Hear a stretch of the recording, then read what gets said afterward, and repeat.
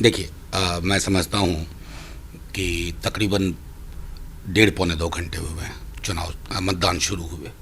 जो प्रथम 2 चरण का उभार था, लोगों ने जाति धर्म के दायरे को त्याग करके नौकरी, दवाई, सिंचाई, पढ़ाई, समान काम समान वेतन, संविदा को ख़त्म करना जैसे बहुत ही मौलिक मुद्दों पर मतदान किया है और जातिगत दायरे टूटे हैं, धार्मिक मुद्दे छूट गए हैं। ये एक बहुत बेहतर खुशहाली का संदेश है बिहार के लिए। और जो अभी डेढ़ पौने 2 घंटे की खबर है कि लोग बढ़ चढ़ करके हिस्सा ले रहे हैं। अमित शाह बंगाल दौरे पर हैं, वो बोल रहे हैं कि लोगों को कि मैं प्रॉमिस करता हूं कि मैं सोनार बांग्ला बना दूंगा अगर 5 साल पावर के लिए वोट करें। मैं तो सीधे कहता हूं, सोनार इंडिया कहाँ बना साहब। 6 साल पहले कितनी तरह की बातें की थी। 2 करोड़ युवाओं को रोजगार प्रतिवर्ष, 6 दूनी 12 करोड़ पेंडिंग मामला है माननीय अमित शाह जी। 15 लाख हर के खाते में जाएंगे साहब। वो 15 लाख हर नागरिक हिंदुस्तान का ढूंढ रहा है, खाता पलटता है डेली। ये जो रेटरिकल बयान है ना कि सोनार बांग्ला, ये आमार सोनार बांग्ला काजी नजरुल इस्लाम की लाइन है।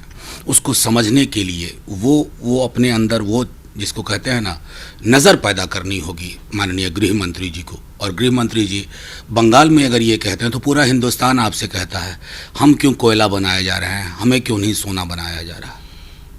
ये उमर अब्दुल्ला कह रहे हैं कि जिस तरह 370 और 35 से एबॉलिश किया गया है, वो एक तरह से पुश कर रहा है यूथ को मिलिटेंसी की तरफ। देखिए, मेरा मानना है कि बहुत ही ये कॉम्प्लिकेटेड अफेयर है। सदन में भी जब चर्चा हुई 370 पे, हम सब लोगों ने पक्ष रखा कि एक ऐतिहासिक संदर्भ होता है।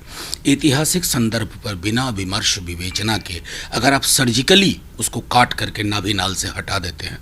अब मामला जुडिशरी में भी है, सुप्रीम कोर्ट में मामला दायर है और मैं समझता हूं कि हमें उसका भी इंतज़ार करना चाहिए, क्योंकि देश की सर्वोच्च न्यायालय में कई पिटीशन पेंडिंग हैं। फारूक अब्दुल्ला बोलते हैं हम लोग फाइट करेंगे 370 बैक के लिए। देखिए, मैं समझता हूं कि इस पर एक सर्वदलीय बैठक बुलाई जाए। माननीय प्रधानमंत्री जी भी ये देखें कि इससे क्या फ़ायदा क्या नुकसान हुआ, क्योंकि कॉस्ट बेनिफिट एनालिसिस अगर इस तरह की चीज़ों का हम नहीं करेंगे और सिर्फ एक विम में अगर निर्णय होगा तो राष्ट्रहित में कई दफ़ा लगता है कि किसी भी जो निर्णय आपने ले भी लिया उस पर एक बार पुनर्विचार करें। अरविंद केजरीवाल ने क्लियर कर दिया terror trial against Umar Khalid in Delhi riot में। मेरी तो समझ में नहीं आता है।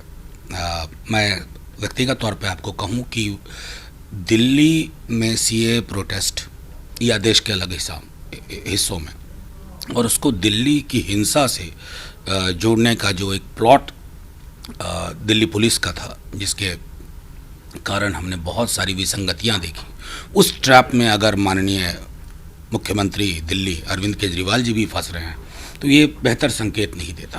ये लव जिहाद की बात उठ रही है हरियाणा असेंबली में कानून बनाने। मेरी तो ये पूरे देश में मुझे तो समझ में नहीं आता है कि कोई किसी भी तरह की हिंसा उत्पीड़न कर रोकने के लिए आप कुछ भी करिए, लेकिन ये कहाँ तक उचित है। इस देश के सामने सबसे बड़ी समस्या क्या है अभी, बेरोजगारी की है। मैं किसी भी असेंबली को जिनमें लव जिहाद पे बिल आ रहा है, एक्ट बन रहा है, ये बोलते हुए नहीं सुन रहा हूँ बेरोजगारी के लिए करेंगे, कृषकों पे जो मार पड़ी है उसके लिए करेंगे, असंगठित क्षेत्र जो लहूलुहान है उसके लिए करेंगे। कौन प्राथमिकताएं इनकी तय करता है, मेरी समझ में नहीं आ रहा। ये तो किसान जिस तरह से प्रोटेस्ट कर रहे हैं, अब तो ये हरियाणा के किसान भी पंजाब के किसान के साथ साथ हो गए। देखिए, पूरे देश के किसान जागेंगे। आपने खेतीहर समाज को ऐसा चोटिल किया है ना, आपने उसको बाजार के सामने नंगा करके खड़ा कर दिया आत्मसमर्पण की भूमिका में। न जाने किनके इशारों पर आप चल रहे हैं। मैं बार बार कहता हूं कि 5 पूंजीपति इस देश की सरकार को चला रहे हैं। सरकार कठपुतली बनी हुई है, कठपुतली, पपेट। और पपेट जब बन करके आप इस तरह के वर्गों पे, किसान पे, मजदूर पे आप अगर इस तरह का काम करेंगे तो एक बात जान लीजिए, लोहिया जी कहते थे, जिंदा कौमें 5 साल इंतजार नहीं करती।